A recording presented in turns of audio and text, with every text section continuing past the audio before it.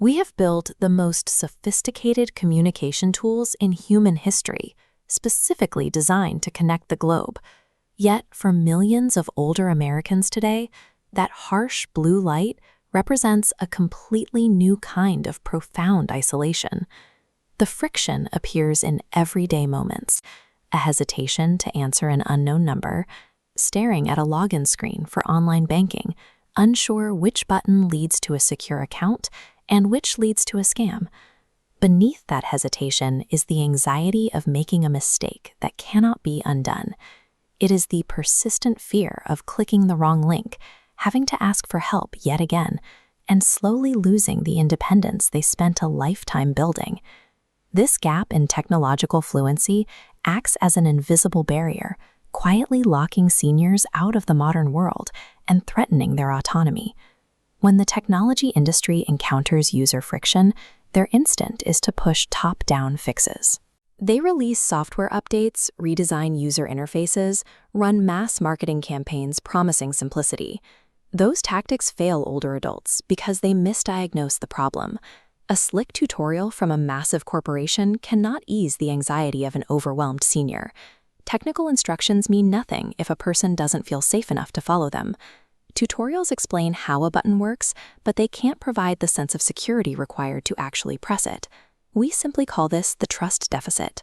When an individual is already hyper-aware of digital scams and fraud, they naturally, and correctly, reject advice broadcast by strangers on a screen.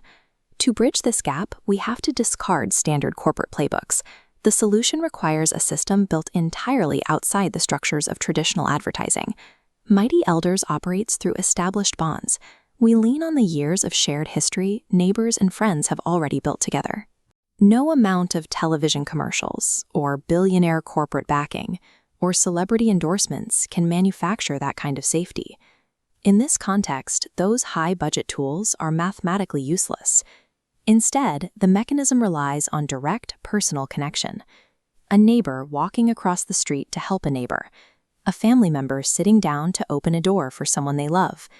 This creates a network effect. When one person helps another, they form a single thread of trust, establishing a solid baseline. From there, the math takes over. 1 becomes 2, 2 become 4, 4 become 8. The growth compounds organically. The most effective engine for scaling a mission relies entirely on the compounding math of individual human trust. Project that math forward, and we reach our target scale: an active, interconnected web of 100,000 mighty elders. At that scale, this network begins to function as an immune system. Hundreds of thousands of people actively learning together, flagging threats to protect one another, and pooling decades of lived experience. You start to see this momentum materialize in local communities. Senior centers running weekly AI workshops, public libraries shifting into decentralized technology hubs for older adults. The traditional roles invert: grandparents teaching grandparents, veterans guiding veterans, retired teachers stepping up to act as the primary technology instructors for their neighborhoods. A self-sustaining community of 100,000 empowered seniors is an entirely executable plan, built directly into the structure of how we grow. To activate that growth, we need a shift in perspective. You can no longer view yourself simply as someone benefiting from a service. To trigger this network effect, you have to adopt a new identity. You have to become an ambassador. This does not require you to act as a salesperson, and you don't need to be a technical expert. Your only role is to facilitate access for someone who needs it. The ultimate reach of this movement relies on our members deciding to step up and act as the architects of the community. So here is the immediate requirement to move this forward. I am asking you to initiate exactly one conversation about Mighty Elders this week. The action required is small. Sit down and help one person take the initial quiz. Share a single screen and watch one video together.